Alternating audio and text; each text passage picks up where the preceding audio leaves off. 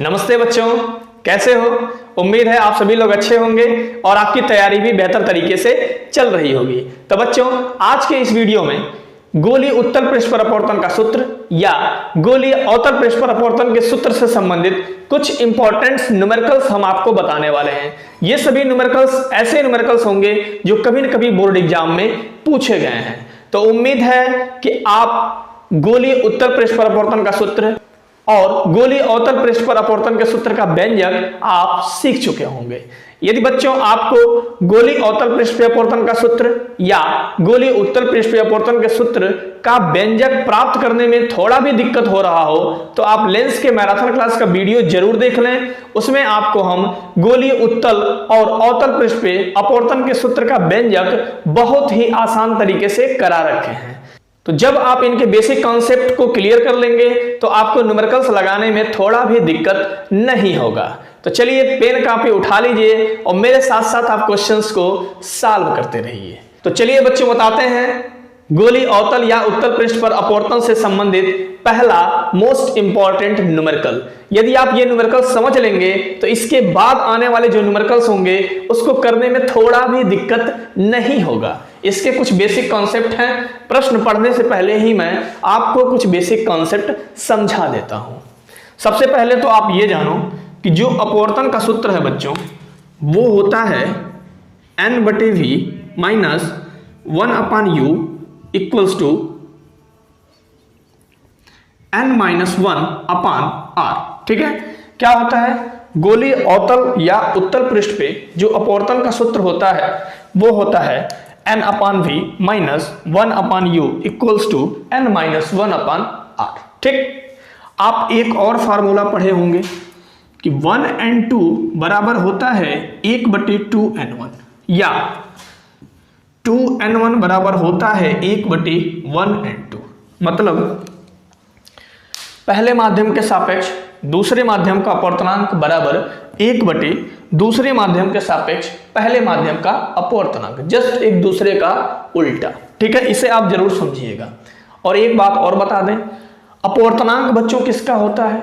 जिसमें प्रकाश किरण जाती है, जिस माध्यम में प्रकाश किरणें प्रवेश करती हैं उसी का अपवर्तनांक होता है, और जहां से किरणें आती हैं उसके सापेक्ष होता है। मतलब 1n2 लिखा है तो बच्चों किरणें किस में प्रवेश कर रही हैं? किस माध्यम में? माध्यम 2 में प्रवेश कर रही हैं। ठीक है, इधर जो लिखा रहता है वो क्या होता है? दूसरे माध्यम का अपवर्तनांक, और इधर जो होता है सापेक्ष। मतलब दूसरे माध्यम का अपवर्तनांक पहले माध्यम के सापेक्ष, पहले माध्यम का अपवर्तनांक दूसरे माध्यम के सापेक्ष। इसका मतलब ये है कि प्रकाश हमारा दूसरे माध्यम में प्रवेश कर रहा है और पहले माध्यम से बच्चों आ रहा है। बस इसी कुछ बेसिक कॉन्सेप्ट के साथ ये सभी क्वेश्चन आप बड़े आसानी से लगा लेंगे। ठीक है, तो बच्चों आप मेरे साथ साथ अंत तक सवाल को सॉल्व करते रहें। चलिए बताते हैं क्या है प्रश्न। अब आप देखो प्रश्न क्या कह रहा है। कह रहा है एक कांच n बराबर 1.5 का गोला 20 सेंटीमीटर व्यास का है। ठीक है, मतलब 20 सेंटीमीटर व्यास का एक गोला है। सपोज करो ये 20 सेंटीमीटर व्यास का क्या है? गोला है। बच्चों ये इसका क्या है? केंद्र है, और ये आपकी हो जाएगी त्रिज्या। ठीक है, ध्यान देना, ये कितना है? 20 सेंटीमीटर व्यास का एक गोला है। क्लियर बात? आगे पढ़ता हूं। कह रहा है कि एक समांतर किरण पुंज एक ओर से इसमें प्रवेश करती है। ठीक है बच्चों, तो ये देखिए, ये एक गोला है। गोले में ये आपका पहला पृष्ठ हो जाएगा और ये आपका बच्चों क्या हो जाएगा? दूसरा पृष्ठ हो जाएगा। ठीक, और ये हो जाएगा दोनों पृष्ठों का मुख्य अक्ष। क्या हो जाएगा? दोनों पृष्ठों का मुख्य अक्ष। अब आप देखो क्या कह रहा है प्रश्न। प्रश्न कह रहा है कि एक समांतर किरण पुंज एक ओर से इसमें प्रवेश करती है। गोला किसका है भैया? गोला है कांच का। गोला किसका है बच्चा? गोला है कांच का। तो कांच मतलब क्या? सघन माध्यम। ठीक है, तो सघन माध्यम को रिप्रेजेंट करने के लिए ऐसे थोड़ा जिगजैग आप दिखा दो। ठीक है, इससे पता चल जाएगा कि ये कौन सा माध्यम है? सघन माध्यम है। कह रहा है कि एक समांतर किरण पुंज एक ओर से इसमें प्रवेश करती है। सपोज ये ऐसे कोई समांतर किरण पुंज आती है। ठीक है, अब बच्चों बता दें, ये आपका पहला पृष्ठ है, ठीक है, तो पहले पृष्ठ से कुछ अपवर्तन होगा, फिर आपका क्या है, ये दूसरा पृष्ठ है, ठीक है ना। जब दो पृष्ठ पास पास होते हैं तो पहले पृष्ठ द्वारा जो बनाया गया प्रतिबिंब है वो दूसरे पृष्ठ के लिए बच्चों आभासी वस्तु का कार्य करता है, ठीक है। इस बात को आप कहीं पे नोट कर लो, जब दो लेंस या दो पृष्ठ पास पास होते हैं तो पहले पृष्ठ या पहले लेंस द्वारा जो बनाया गया प्रतिबिंब है, ठीक है, वो दूसरे पृष्ठ या दूसरे लेंस के लिए आभासी वस्तु का कार्य करता है, ठीक। अब एक बात और बता दें बच्चों, प्रकाश किरण पृष्ठ के जिस बिंदु पे टकराती है उसे हम बोलते हैं आपतन बिंदु। क्या बोलते हैं? आपतन बिंदु। और आपतन बिंदु पे ही बच्चों क्या होता है? अभिलंब होता है। प्यार से आप समझिएगा क्वेश्चन को, बड़े आराम से मैं समझाऊंगा इसको, ठीक है। अब आप देखो बच्चों, प्रकाश किरण क्या है, विरल माध्यम से सघन माध्यम में जा रही है, क्योंकि बच्चों इधर वायु है और इधर क्या है, कांच है। तो जब प्रकाश किरण विरल माध्यम से सघन माध्यम में जाती है तो अभिलंब की ओर झुक जाती है, आपको भी पता होगा, ठीक है। अभिलंब की ओर क्या होती है, थोड़ी सी झुक जाएगी, ठीक है। तो बच्चों ये आपका पहले पृष्ठ का अपवर्तन हो गया, और इसका जो प्रतिबिंब है कुछ इस प्रकार काल्पनिक प्रतिबिंब यहां पे बन जाता है, जिसे हम बोलते हैं आई डैश। अब आप जरा समझो, ठीक है, हमसे क्या कह रहा है, अपवर्तन के पश्चात दूसरी ओर से किरण, यह किरण कहां फोकसित होगी, मतलब दूसरे पृष्ठ से जब अपवर्तन हो जाएगा तब किरण कहां फोकसित होगी, बात समझना।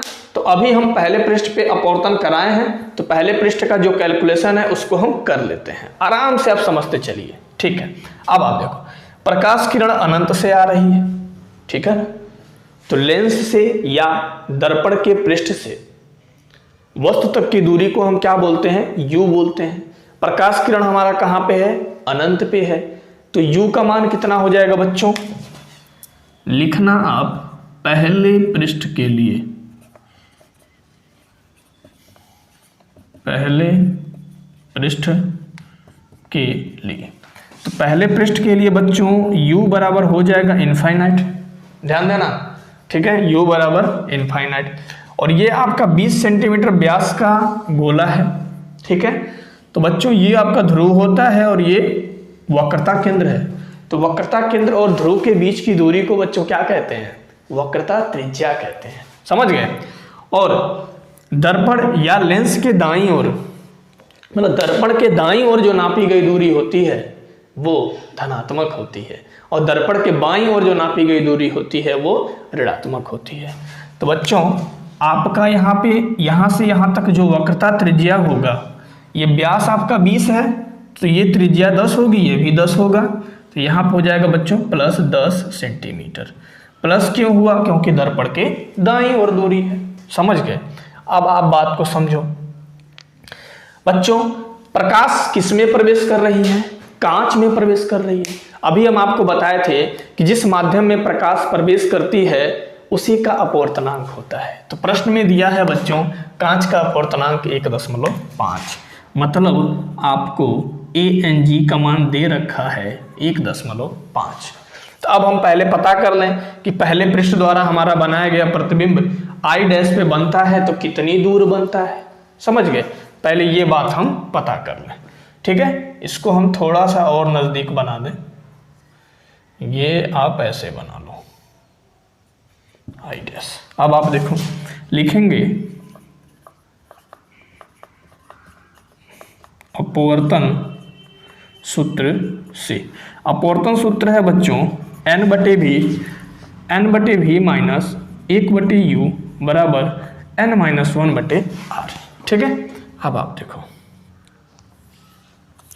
तो n के जगह हो जाएगा ANG, और यहाँ बच्चों v के जगह हो जाएगा v डैश, ठीक है। और ये हो गया 1/u, यहाँ हो गया ANG minus r। v dash क्या है, पहले पृष्ठ से प्रतिबिंब तक की दूरी, क्योंकि पहले पृष्ठ द्वारा जो बनाया गया प्रतिबिंब है वो एक काल्पनिक प्रतिबिंब है, ठीक। ANG की वैल्यू है बच्चों 1.5, और ये है आपका v डैश माइनस u, वस्तु तक की दूरी क्या है, इनफाइनाइट है, और ये है 1.5 माइनस 1, और r की वैल्यू है बच्चों 10। अब आप देखो ये हो गया 1.5 बटे वी डैश, 1 बटे इनफाइनाइट की वैल्यू होती है बच्चों 0, ठीक है ना। और 1.5 में से 1 आप जब माइनस करोगे तो क्या आएगा 0.5 10, ठीक। अब आप देखो, अब आप क्या कर सकते हो, 1.5 बटे वी डैश, ये 0 है, लिखना ही नहीं है इसको। अब यहां हो जाएगा 0.5 बटे क्या हो जाएगा 10, क्या है ये 0.5 बटे 10, थोड़ा सा डार्क हो गया, देखो क्या है 0.5 बटे 10। अब बच्चों आप क्या कर लेना, क्रॉस मल्टीप्लाई कर दो, तो 10 का 1.5 में गुणा हो जाएगा, 10 का 1.5 में, और आपका भी डैश का 0.5 में। अब आप देखना, ठीक है, ये हो गया 1.5 गुणे 10 बटे, नीचे आ गया, नीचे क्या आ गया 0.5 बराबर भी। अब आप देखना, जब समान अंक के पहले दशमलव होता है बच्चों तो दशमलव हट जाता है, ठीक है। तो एक अंक के पहले दशमलव है ना, दशमलव क्या होगा हट जाएगा, और 5 तियां हो जाएगा 15, 3 गुणे 10 बराबर भी डैश, और भी डैश की वैल्यू बच्चों आ जाएगी 30 सेंटीमीटर, मतलब भी डैश कितना निकल के आ गया हमारे पास 30 सेंटीमीटर। अब आप ध्यान देना, तो पहले पृष्ठ के लिए निकल गया, तो पहले पृष्ठ का जो बना प्रतिबिंब है क्या है आई डैश है, ठीक है। तो पहले पृष्ठ से प्रतिबिंब तक की दूरी कितनी आ गई 30 सेंटीमीटर। अब आप जरा ध्यान देना, कांच बच्चों है आपका, कांच क्या है 20 सेंटीमीटर का है, और इस पृष्ठ से इस प्रतिबिंब तक की दूरी है 30 सेंटीमीटर, तो यहां से यहां 20 हो गया, और ये यहां दूसरे पृष्ठ से पहले पृष्ठ के प्रतिबिंब की दूरी बच्चों कितनी हो जाएगी 10 सेंटीमीटर। आपको हम बताए थे कि पहले पृष्ठ द्वारा जो बनाया गया प्रतिबिंब है वो दूसरे पृष्ठ के लिए बच्चों आभासी वस्तु का कार्य करेगा, मतलब अब दूसरे कंडीशन में ये आई डैश जो है इस पृष्ठ के लिए वस्तु का कार्य करेगा, तो इस पृष्ठ से वस्तु तक की दूरी, मतलब आई डैश क्या है इसका वस्तु है ना, तो वस्तु तक की दूरी कितनी हो जाएगी 10 सेंटीमीटर हो जाएगी, क्योंकि पहले पृष्ठ द्वारा जो बनाया गया प्रतिबिंब आई डैश है, इसकी पहले पृष्ठ से दूरी कितनी है 30 है, तो 20 ये और 10 ये, ठीक। और ये दूसरे पृष्ठ के लिए क्या करेगा आभासी वस्तु का कार्य करेगा, तो इसलिए दूसरे पृष्ठ से वस्तु तक की दूरी क्या हो जाएगी बच्चों 10 हो जाएगी। क्लियर बात। अब आप ध्यान दो, तो ये हो गया आपका 10 सेंटीमीटर, ठीक। अब देखो इस दूसरे पृष्ठ के लिए ये आपतित किरण का काम करेगा। अब ध्यान देना, प्रकाश क्या है कांच से विरल माध्यम में जा रहा है, ध्यान देना, कांच से किस में जा रहा है वायु में जा रहा है, मतलब विरल माध्यम में जा रहा है, तो वायु का अपवर्तनांक होगा कांच के सापेक्ष होगा, ठीक है। यहाँ क्या था, प्रकाश किरण वायु से कांच में जा रहा था तो ANG लिखे थे, अभी कांच से वायु में जाएगा तो GNA लिखेंगे दूसरे पृष्ठ के लिए, ठीक। तो इसका बच्चों प्रतिबिंब जो बन के आ जाता है यहाँ पे बनता है I, ठीक है। और ये आपतित किरण है जिस बिंदु पर टकराती है यहाँ बच्चों होता है आपतन बिंदु, समझ गए। और ये आपका एक प्रतिबिंब बन के फाइनल प्रतिबिंब बन के आ जाता है I, और इसी की वैल्यू हम निकालेंगे, तो हम क्या लिखेंगे, लिखेंगे दूसरे पृष्ठ के लिए। मेरी बात को आप समझते जाओ, बाद में आप एक बार नोट कर लेना और एक बार इस वीडियो को रिपीट करके देख लेना, 110% है बच्चों आपको समझ में आ जाएगा। और यदि आपको समझ में आ जाता है तो एक प्यारा सा कमेंट जरूर कर देना, ठीक है। अब देखो बच्चों दूसरे पृष्ठ के लिए क्या होगा, दूसरे पृष्ठ के लिए U, ये क्या है बच्चों आभासी वस्तु का कार्य कर रहा है, तो दूसरे पृष्ठ से वस्तु तक की दूरी हो जाएगी 10 सेंटीमीटर। अब थोड़ा सा आप ध्यान दीजिएगा, पृष्ठ के दाईं ओर जो नापी गई दूरी होती है वो धनात्मक होती है, तो पृष्ठ है, पृष्ठ के दाईं ओर नापी गई दूरी धनात्मक है, इसलिए क्या हो जाएगा बच्चों +10 हो जाएगा। अब आप देखो इसकी वक्रता त्रिज्या क्या होगी, ये पूरा 20 सेंटीमीटर है, तो ये 10 सेंटीमीटर, ये 10 सेंटीमीटर, और इस पृष्ठ के क्या है बाईं ओर वक्रता त्रिज्या है, इसलिए ये क्या हो जाएगा -10 सेंटीमीटर। बाईं ओर नापी गई दूरी क्या होती है ऋणात्मक होती है। अब हम आपको बता दें इसका जो अपवर्तनांक होगा बच्चों वो होगा GNA, और GNA बराबर होता है 1/ANG, ठीक है। तो अब हम बड़े आराम से बड़े प्यार से अपवर्तन सूत्र लगा देंगे। तो अपवर्तन सूत्र जब हम लगाएंगे तो ये होगा N/V माइनस 1/u बराबर n-1/r। अब आप ध्यान देना, n को आप लिख सकते हो GNA/v माइनस 1/u और ये हो जाएगा GNA-1/r। अब आप ध्यान देना, सबकी वैल्यू पुट कर दो। तो GNA को आप लिख सकते हो 1/Ang, ठीक है, और 1/Ang की वैल्यू बच्चों कितनी है 1.5। तो आप यहाँ डायरेक्ट लिख दो 1/1.5/v। u की वैल्यू है बच्चों +10, ठीक, और GNA की वैल्यू है 1/1.5 माइनस 1/r की वैल्यू है बच्चों 10। अब आप ध्यान देना, बटे में 1.5 है ना, तो ये नीचे आ जाएगा, ये हो जाएगा 1/1.5 गुणे v माइनस 1/10। अब आप ध्यान दो, यहाँ पे आप क्या करोगे, 1.5 क्या करोगे, एलसीएम ले लोगे। तो एलसीएम लोगे तो 1 माइनस 1.5 हो जाएगा, ठीक है, और बटे 1.5 क्या होगा, नीचे आ जाएगा, बटे 1.5 गुणे माइनस 10। अब आप ध्यान दो, ये हो गया 1/1.5 गुणे भी माइनस 1/10 बराबर 1 में से 1.5 बच्चों घटाओगे तो आएगा -0.5। क्लियर बात। अब 10 का गुणा यदि 1.5 में आप करोगे, मत करो, इसको आप लिखो -10 गुणे 1.5। क्लियर बात। गुणा मैं इसलिए नहीं किया हूं क्योंकि देखो एक अंक के पहले दशमलव आया है तो दशमलव अपने आप क्या होगा बच्चों, कट जाएगा। अब आप देखो जरा, ठीक है, ईमानदारी और शिद्दत के साथ देखते रहना। ये हो जाएगा 1/1.5 गुणे भी माइनस 1/10, माइनस से माइनस कैंसिल हो गया, दशमलव से दशमलव कैंसिल हो गया, ठीक है। तो बच्चों ये क्या हो गया 5/10 गुणे 15, ठीक है। अब आप क्या करो, 5 एकम 5, 5 तियां 15, ठीक है। अब आपका ये क्या हो गया 1.5 गुणे भी 1/10 को उधर ले चले जाओ, इधर बच्चों क्या हो जाएगा 1/10 क्या हो जाएगा 30, और इधर गया तो ये हो जाएगा +1/10। अब आप ध्यान देना 1/1.5 गुणे भी 30 और 10 का एलसीएम लोगे बच्चों तो आएगा 30, तो 30 एकम 30, 10 तियां 30, ठीक है। अब देखो 1 हो गया 1.5 गुणे भी 3 और 1 हो गया क्या 4 बराबर हो गया 30। अब आप क्या करो, क्रॉस मल्टीप्लाई कर दो। तो क्रॉस मल्टीप्लाई करोगे बच्चों 1.5 भी का जब 4 में गुणा होगा, ठीक है, तो 15 चौका बच्चों क्या हो जाएगा, देखो इसको आप ऐसे लिखोगे 1.5 गुणे 4 गुणे भी बराबर, इसको आप लिख दोगे 30 का 1 में गुणा हो जाएगा तो 30, ठीक। तो 15 का 4 में गुणा करोगे तो बच्चों होगा 15 चौका 60, और एक अंक के पहले दशमलव है तो दशमलव भी गुणे क्या हो गया 30, ठीक। तो भी बराबर लिख सकते हो 30/6, और 6 बचे बच्चों क्या आता है 30, मतलब 5 सेंटीमीटर दूरी पर हमारा अंतिम प्रतिबिंब बनेगा, ठीक है। 5 सेंटीमीटर, मतलब इस पृष्ठ से 5 सेंटीमीटर दूरी पर हमारा बच्चों क्या हो जाएगा, अंतिम प्रतिबिंब बन जाएगा, ठीक है। एक बार और हम आपको बता देते हैं, इसमें क्या है, एक समांतर प्रकाश किरण पुंज है जो वायु से सघन माध्यम में जा रही है। तो जब यहाँ जिस बिंदु पे आपतित होगी वहां पे आपतन बिंदु होगा, और आपतन बिंदु पे बच्चों होता है अविलंब।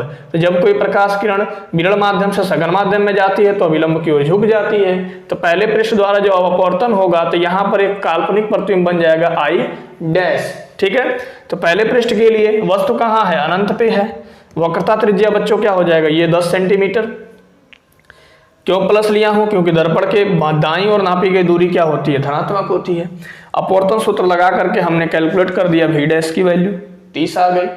अब आप ध्यान दो, जो I' है, ये जो काल्पनिक प्रतिबिंब पहले पृष्ठ द्वारा बना है, यही I' दूसरे पृष्ठ के लिए आभासी वस्तु का कार्य करता है, समझ गए। तो इस पृष्ठ से इस वस्तु की दूरी क्या हो गई 10 सेंटीमीटर हो गई। तो U बराबर क्या हो गया +10, R हो गया -10। अपवर्तन सूत्र लगा करके हम क्या किए, कैलकुलेशन करके V की वैल्यू निकाल दिए, मतलब अंतिम प्रतिबिंब हमारा 5 सेंटीमीटर दूरी पर बन जाएगा, ठीक है बच्चों। इस टाइप के प्रश्न में बहुत से बच्चे परेशान रहते हैं, इसलिए हम आपको एक स्पेशल वीडियो लेकर के आए हैं, जिस वीडियो में केवल इसी प्रकार के क्वेश्चन का डिस्कशन होगा, ठीक है।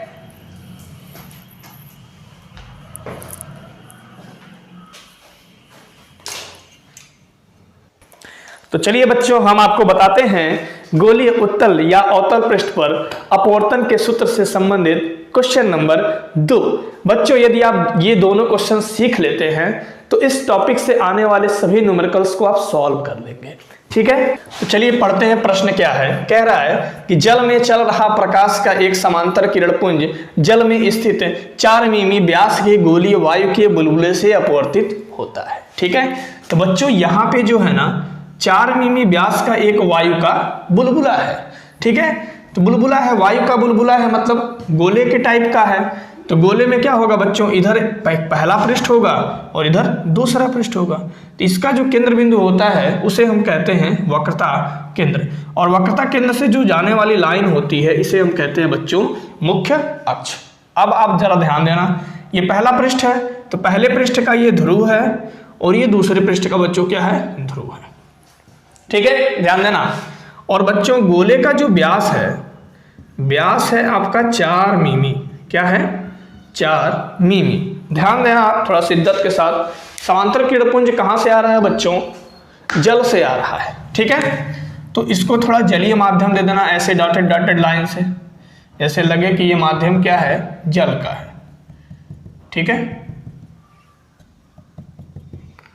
तो प्रकाश किरणपुंज बच्चों जल वाले माध्यम से वायु वाले माध्यम में आ रही है।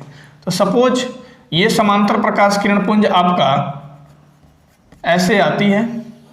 ठीक है, तो पृष्ठ के जिस बिंदु पे बच्चों टकराएगी उसको हम बोलेंगे आपतन बिंदु। और एक चीज हम आपको बता दें कि जो हम अभिलंब खींचते हैं बच्चों वो आपतन बिंदु पे ही खींचते हैं, और दर्पण में आपतन बिंदु और वक्रता केंद्र को मिलाने वाली रेखा को ही हम क्या कहते हैं, अभिलंब कहते हैं। ठीक है, तो आपतन बिंदु और वक्रता केंद्र ऐसे यहाँ पे आपका अभिलंब हो जाएगा। बहुत बच्चे कंफ्यूज रहते हैं कि अभिलंब को खींचा कैसे जाए। वो अभिलंब का मतलब यही जानते हैं कि बस ऐसे 90 अंश पे होता, 90 अंश पे ही है, हर जगह का तरीका थोड़ा सा अलग अलग है। अब आप ध्यान दो, अब प्रकाश किरण देखो बच्चों, जल है आपका सघन माध्यम, वायु है आपका विरल माध्यम। सघन माध्यम से विरल माध्यम में जा रहा है, तो जब कोई प्रकाश किरण सघन माध्यम से विरल माध्यम में जाती है तो अभिलंब से दूर हट जाती है। तो सपोज ये अभिलंब से ऐसे दूर हट गई। ठीक, तो इसका जो काल्पनिक प्रतिबिंब है आकर के आपका यहाँ पे बन जाएगा आई डैश, और ये जो काल्पनिक प्रतिबिंब है बच्चों दूसरे पृष्ठ के लिए आभासी वस्तु का कार्य करेगा। तो सबसे पहले हम निकाल लें पहले पृष्ठ के लिए हमारा जो प्रतिबिंब है वो कहाँ पे बन रहा है। तो आप ध्यान देना, हम लिखेंगे पहले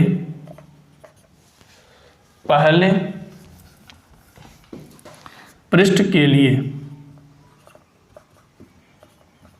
पहले पृष्ठ के लिए u आपका बच्चों इनफाइनाइट हो जाएगा, क्योंकि किरणें क्या है, समांतर आ रही हैं। तो जब कोई किरण समांतर आती है तो वो कहां से आती है, अनंत से आती है। ठीक है, अब आप ध्यान दो, इसकी वक्रता त्रिज्या बच्चों हो जाएगी, क्या होगा वक्रता त्रिज्या, ये पूरा व्यास इसका 4 मिमी है, तो 2 मिमी इधर त्रिज्या, 2 मिमी इधर त्रिज्या। तो इस पृष्ठ की त्रिज्या क्या है, दाईं ओर है, इसलिए दाईं ओर नापी गई दूरी बच्चों क्या होती है, धनात्मक होती है। ठीक है, तो वक्रता त्रिज्या आपकी हो गई 2 मिमी। ठीक है, तो मिमी को आप यदि सेंटीमीटर में चेंज कर दोगे तो ये हो जाएगा 0.2 सेंटीमीटर। क्लियर। अब आप देखो अपवर्तनांक का लफड़ा आ गया। जल का अपवर्तनांक बच्चों दिया है 4/3, बट बच्चों प्रकाश कहां से कहां जा रही है, जल से वायु में आ रही है। तो हम आपको बताए थे कि जिस माध्यम में प्रकाश प्रवेश करती है उसी माध्यम का हम अपवर्तनांक लिखते हैं। समझ गए, जिस माध्यम में प्रकाश प्रवेश करती है उसी माध्यम का हम अपवर्तनांक लिखते हैं। तो बच्चों यहाँ पे जो अपवर्तनांक होगा, अपवर्तनांक जो होगा ये होगा Na, कहां से आ रही है, द्रव से। तो बच्चों LNA का जो सूत्र हो जाएगा ये हो जाएगा ANL, और ANL का बच्चों मान है 4/3, या जब आप इसे ऊपर करोगे LNA मतलब ये 3 ऊपर जाएगा तो बच्चों ये हो जाएगा 3/4। ठीक है, अब आप बड़े आराम से कर सकते हो। तो हम अपवर्तन सूत्र लगा दें तो हम लिखेंगे बच्चों N/V माइनस 1/U बराबर N-1/R से। क्लियर। अब आप देखो N की वैल्यू बच्चों क्या है, ln_a है और ln_a का मान आ गया है 3/4। तो ln_a पहले लिख दो, प्रतिबिंब क्या हो जाएगा v डैश। पहले पृष्ठ के लिए क्या करना, पृष्ठ से प्रतिबिंब तक की दूरी को v डैश मान लेना और u, और ये है बच्चों n हो जाएगा ln_a माइनस 1 बटे क्या हो गया r। अब आप ध्यान देना जरा, ln_a की वैल्यू आ गई है बच्चों 3/4 बटे क्या हो गया v डैश, माइनस u की वैल्यू है इनफाइनाइट, ln_a की वैल्यू है बच्चों 3/4 माइनस 1। अब आप देखो r क्या है बच्चों 0.2 सेंटीमीटर, क्या है 0.2 सेंटीमीटर। अब थोड़ा सा मैं इसे इरेज करता हूं क्योंकि इसकी तो जरूरत है नहीं बहुत ज्यादा, ठीक है, क्वेश्चन लगाने में थोड़ा जगह चाहिए। तो 4 आपका क्या होगा यहाँ पे नीचे आ जाएगा, तो ये आपका हो जाएगा 3/4 गुणे v डैश माइनस 1 बटे इनफाइनाइट की वैल्यू बच्चों हो जाएगी 0, लिखने की जरूरत नहीं है, बराबर। अब आप ध्यान देना 3/4 माइनस 1 है ना, मतलब ये कुछ इस प्रकार है। तो 4 जब एलसीएम लोगे बच्चों तो 3 और 4 का 1 में गुणा होगा तो 4 बराबर आ जाएगा -1/4। क्या आ जाएगा -1/4। तो हम इसे डायरेक्ट नहीं लिखते हैं, हम लिख रहे हैं 3 - 4 और बटे 4 आएगा ना, तो 4 बटे आएगा तो 4 क्या होगा नीचे आ जाएगा, मतलब ये हो जाएगा 4 गुणे 0.2, 4 गुणे 0.2। अब आप ध्यान दो थोड़ा, देखो तो बच्चों 4 से 4 क्या हो गया कट गया, तो ये आ गया 3/v डैश बराबर 3 में से 4 गया -1, 0.2, क्रॉस मल्टीप्लाई कर दो। तो 0.2 का 0.3 में बच्चों मल्टीप्लाई करोगे तो ये होगा 3 गुणे 0.2 बराबर इधर होगा -v डैश, 3 दूना क्या हो गया 6 बराबर माइनस को आप इधर लेते आ जाओ, ये हो गया v डैश, मतलब v डैश बराबर हो गया -0.6 सेंटीमीटर। क्लियर। अब आप देखो पहले पृष्ठ से यहां तक की दूरी बच्चों क्या हो गई 0.6 सेंटीमीटर। ध्यान देना कितनी दूरी हो गई 0.6 सेंटीमीटर। अब देखना दूसरे पृष्ठ के लिए लिखेंगे हम, दूसरे पृष्ठ के लिए, दूसरे पृष्ठ के लिए बच्चों I डैश आभासी वस्तु का कार्य करेगा, आभासी वस्तु का कार्य करेगा। तो जब आभासी वस्तु का कार्य करेगा तो दूसरे पृष्ठ से वस्तु तक की दूरी कितनी हो जाएगी बच्चों, ध्यान देना। पहले पृष्ठ से I डैश तक की दूरी कितनी है 0.6 सेंटीमीटर, ठीक है ना। अब यहां से यहां तक की दूरी ये 4 मिमी है ना, तो 4 मिमी को यदि आप सेंटीमीटर में बदलोगे तो 0.4 सेंटीमीटर हो जाएगा। तो u का मान हो जाएगा बच्चों, पहला चीज तो देखो दर्पण के बाईं ओर है तो निगेटिव होगा और ये मान हो जाएगा 0.4 प्लस 0.6। अब आप 0.4 और 0.6 को जोड़ोगे तो बच्चों आएगा 10, ठीक है, और ये हो जाएगा 1.0 सेंटीमीटर। क्या हो गया 1.0 सेंटीमीटर। क्लियर है, u की वैल्यू निकल गई। अब दूसरे पृष्ठ के लिए बच्चों r क्या होगा, r भी क्या है बच्चों दर्पण के बाईं ओर है, तो बाईं ओर है तो r का मान भी यहाँ पे क्या होगा निगेटिव होगा, ठीक है। ये हो जाएगा -0.2 सेंटीमीटर। क्यों, क्योंकि व्यास इसका 4 सेंटीमीटर है, सॉरी 0.4 सेंटीमीटर है, व्यास क्या है 4 मिमी है, तो 2 मिमी इधर 2 मिमी इधर, तो 2 मिमी को सेंटीमीटर में बदलोगे तो 0.2 सेंटीमीटर, फिर 2 मिमी को सेंटीमीटर में बदलोगे तो 0.2 सेंटीमीटर। तो दूसरे पृष्ठ के लिए ये आपका क्या हो गया वक्रता त्रिज्या हो गया r बराबर -2 सेंटीमीटर, ठीक। अब हम पुनः अपवर्तन सूत्र लगाएंगे। क्या लगाएंगे, n/v माइनस 1/u बराबर n-1/r से। तो n बच्चों क्या हो जाएगा, अब आप देखिए प्रकाश किरण कैसे जाएगा, पहले हम किरण आरेख खींच लेते हैं। तो बच्चों इस पृष्ठ के लिए ये वाली जो किरण है आपतित किरण का कार्य करेगा। तो आपतित किरण इस पृष्ठ के जिस बिंदु पे टकराती है वो बिंदु आपका बच्चों होता है आपतन बिंदु, और आपतन बिंदु पे बच्चों होता है अभिलंब, और अभिलंब हमारा कहाँ से होकर जाता है, वक्रता केंद्र से। तो ये वक्रता केंद्र से आपका अभिलंब ऐसे होकर जाएगा। अब आप देखो प्रकाश किरण वायु से सघन माध्यम में जा रही है, क्योंकि इधर क्या है बच्चों, द्रव है, जल है ना। तो जब कोई प्रकाश किरण विरल माध्यम से सघन माध्यम में जाती है तो अभिलंब की ओर झुक जाती है। ये बच्चों अभिलंब इधर है, तो ये क्या होगा, अभिलंब की ओर थोड़ा सा ऐसे बेंड हो जाएगा ये किरण। ठीक, तो ये किरण थोड़ा सा आप थोड़ा सा और अच्छा बना दो, ये किरण ऐसे बेंड हो जाएगा। ठीक, तो इसका जो प्रतिबिंब होगा बच्चों पीछे की तरफ आकर के यहां बन जाएगा आई पे। क्लियर बात। तो अब हम निकाल दें कि दूसरे पृष्ठ से जो बनाया गया प्रतिबिंब है आई, यह कितनी दूरी पर बनता है। तो सब वैल्यू हम निकाल ही लिए। अब देखो n क्या होता है, जिस माध्यम में बच्चों प्रकाश जाती है उसी का अपवर्तनांक होता है, और जहां से आती है उसके सापेक्ष होता है। तो बच्चों प्रकाश इस पृष्ठ के लिए ये आपतित किरण है, ये आपतन बिंदु पर अभिलंब है, और ये बच्चों क्या है, अपवर्तित किरण है। मतलब प्रकाश किरण कहाँ जा रहा है, जल में जा रहा है। कहाँ से, वायु से। तो अपवर्तनांक बच्चों हो जाएगा ANL बटे भी माइनस 1/u बराबर n हो जाएगा आपका ANL माइनस 1/r। अब ध्यान देना ANL की वैल्यू बच्चों प्रश्न में दे रखी है 4/3/b माइनस u की वैल्यू बच्चों क्या आ गई, u बराबर दे रखा है -1.0 बराबर ANL क्या है 4/3 माइनस 1। ठीक, और r की वैल्यू है बच्चों -0.2। क्लियर। आप इसे कैलकुलेट कर दो, v की वैल्यू निकल जाएगी। देखो कैसे कैलकुलेट करते हैं, 3 को आप नीचे लाओ तो 4/3 भी, ठीक है, माइनस माइनस क्या हो गया बच्चों, प्लस हो गया, 1/1 मतलब 1 हो गया। अब देखो यहाँ पे 3 आप एलसीएम लोगे तो ये हो जाएगा 4 माइनस 3 का 1 में गुणा होगा 3, और ये वाला 3 नीचे आ जाएगा, तो बच्चों नीचे हो जाएगा 0.2 गुणे 3। क्लियर बात। अब आप ध्यान देना, तो 4/3 भी प्लस 1, ठीक है, 4 में से 3 गया 1, और 0.2 में जब 3 से मल्टीप्लाई होगा बच्चों तो ये हो जाएगा 0.6। क्या हो जाएगा, 0.6।